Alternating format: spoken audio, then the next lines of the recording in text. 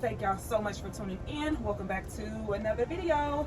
Make sure you hit the like button, share this video, and subscribe for future videos. Leave me a comment. Let me know if you're experiencing this, where you're at in your forgiveness process, or what you think about the video.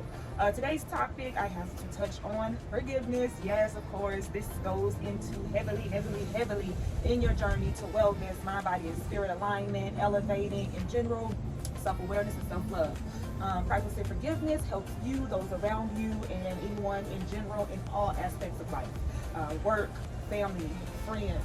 So when it comes to the matters of the heart, because this is where forgiveness comes from, this is where the flow of energy overall in general on a larger scale is taking place, is the heart space. Everyone always thinks that forgiveness is just this bad thing because we feel like we're letting someone off the hook, or maybe someone got over on us or had one up on us. Forgiveness is completely 100% for you to learn to let things go. That person, I explain this a little bit in another video. Whomever it is that you are needing to forgive, they're not understanding, they may not even know or care whether or not you're forgiving them or what your healing and forgiveness process or aspect look like. It is only for you. And I understand that certain situations are more tougher than others. Maybe it's like an ex-boyfriend or ex-spouse who maybe have been abusive, or maybe it's a co-worker that made you lose your job, or manager that's completely screwed up your career path and you had to start all over or start from the bottom, or whatever it is. Maybe a family member did something previously a long time ago in your past, or even something that could be happening right now that you are finding trouble with forgiving.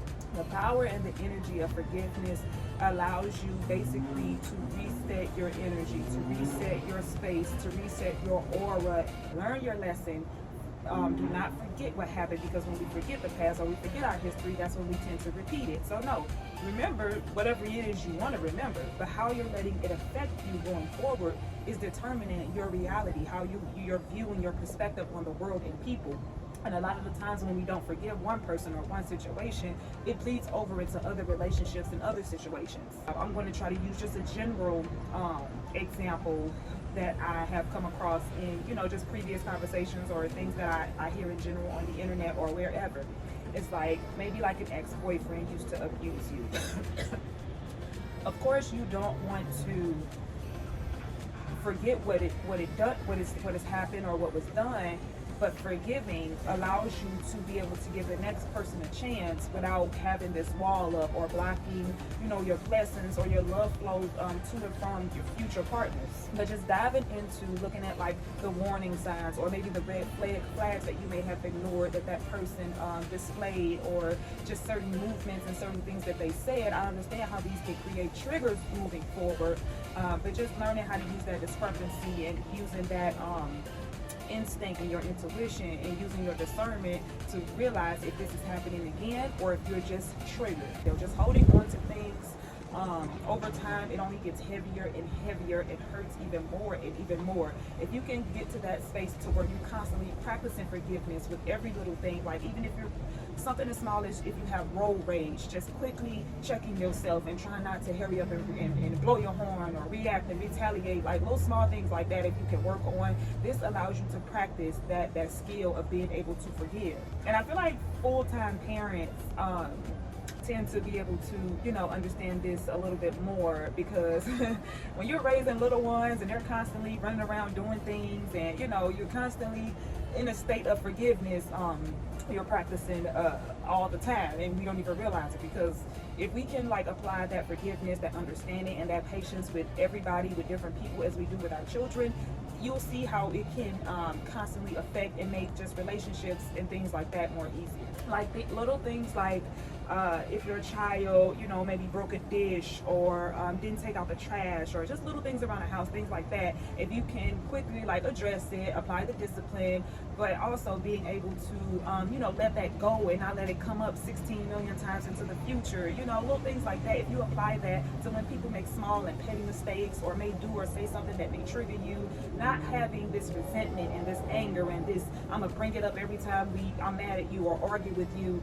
If you apply that lesson that you teach and that you experience with your children to all your relationships, it makes things go so much better, so much easier. And that's where that self-awareness and self-love skills and attributes come in at, because when you have full, complete love and self-awareness of yourself.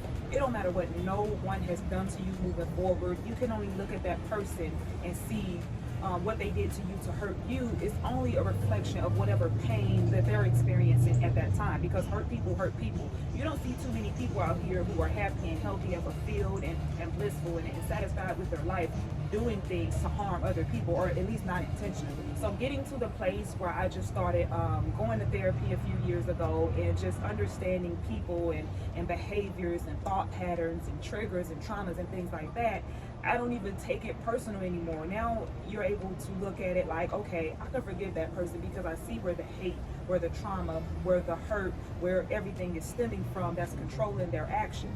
And last thing, once again, that don't mean you're able to just let that person back in to keep doing the same thing to you over and over again. You got to create those boundaries. I explained boundaries in another video. So this brings me to the last point of just being able to understand that you have to surround yourself with people that you aspire to be like, not people that you are comfortable and familiar with, because that's where that environment that we have created or that we grew up in, it can, slowly harm us and slowly keep us in this place where we're not growing and we're not learning. Or you may be a product of your environment, but you do not have to be a prisoner of your environment. It just makes that forgiveness process so much easier when you're around more healthier individuals. That's all I have for y'all today on forgiveness. This video was a little longer than I expected it to be. I apologize, but make sure you give the video a thumbs up. I'll see y'all in the next video. Mwah.